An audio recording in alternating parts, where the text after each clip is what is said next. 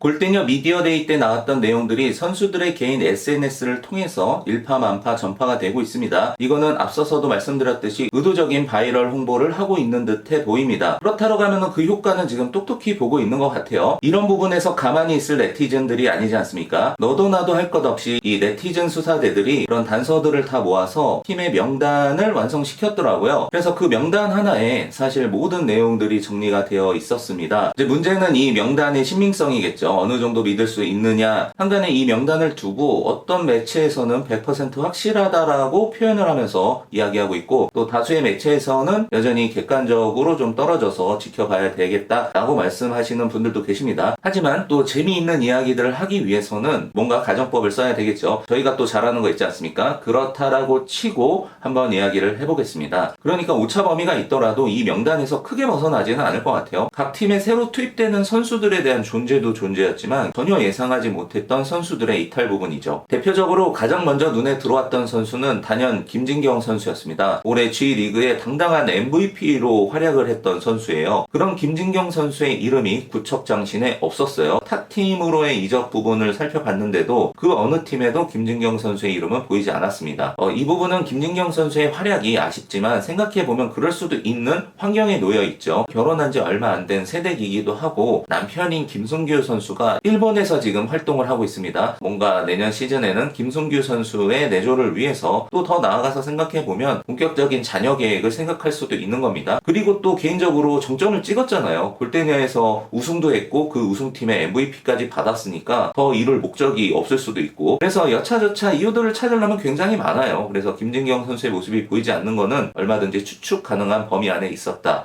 김진경 선수는 그렇게 아쉽지만 넘기더라도 저는 이 선수가 너무나 의외였어요.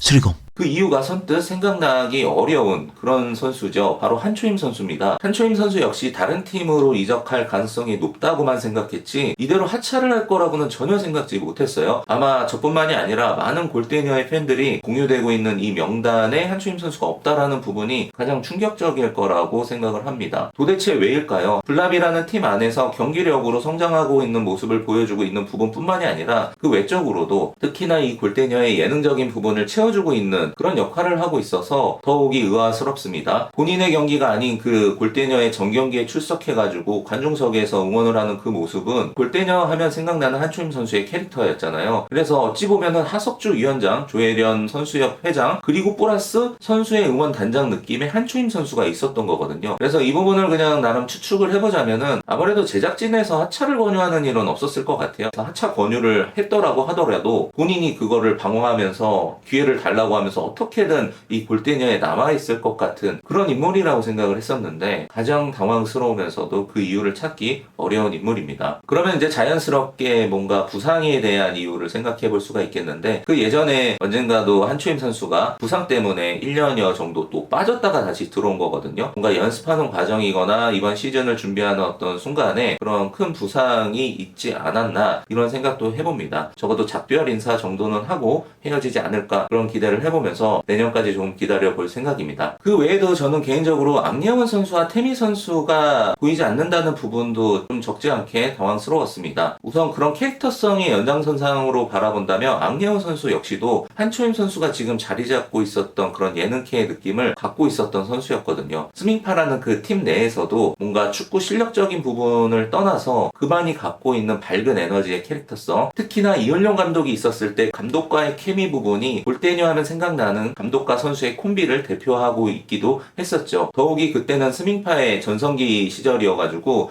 그들의 그런 콤비가 굉장히 긍정적으로 부각이 됐었습니다. 그래서 유독 저는 개인적으로 더 아꼈던 마음이 있었는데 그런 예능캐 하나가 빠지는 것 같아서 좀 아쉬운 마음이 듭니다. 뭔가 작별의 인사를 가질 시간이 있을지 모르겠지만 그간 너무 고생했고 개인적으로 굉장히 좋아하는 스타일이라는 거 다시 한번 어필해 보도록 하겠습니다. 그리고 이제 마지막으로 태미 선수에 대한 부분은 좀 다른 측면으로서의 의아함이 있었어요. 이거는 다른 선수들에 대한 감정이 있어서가 아니라 팀의 전력적인 부분으로 봤을 때 남아있고 들어오는 선수들의 면면에서 태미 선수의 경쟁력 능력이 그렇게까지 떨어져 보이진 않거든요. 그렇다라고 하면 이 부분 역시도 태민 선수의 개인적인 어떤 이유가 있어서 스스로 하차를 하는 경우일 것 같은데, 이 전년도에도 태민 선수는 스케줄상의 문제로 하차를 했다가 중간에 시즌을 앞두고 급하게 액션위로 투입된 그런 상황이 있다 보니까 해외 스케줄 때문에 자연스러운 하차로 이어진 게 아닌가, 그렇게 생각을 해보면서 그 명단에 이름이 없었던 가장 아쉬웠던 선수들에 대한 이야기들을 해봤습니다. 새로 투입되는 반가운 선수들에 대한 이야기들도 지금 쌓여 있어요. 그래서 나간 선수들에 대한 이야기뿐만이 아니라 들어오는 선수들에 대한 이야기도 차근차근 해봐야 되겠지만, 저는 그렇게 생각합니다. 여기에 있는 선수들이 이대로 영원히 골대녀와 이별했다라고 생각하지는 않아요. 특히나 김진경 선수나 한초임 선수 같은 경우는 올 시즌에 그 불사조와 같은 느낌으로 언제든지 재등장할 수 있는 인물이라고 생각을 하면서 그런 마음을 품은 채 추억의 한 켠으로 정리를 해보도록 하겠습니다.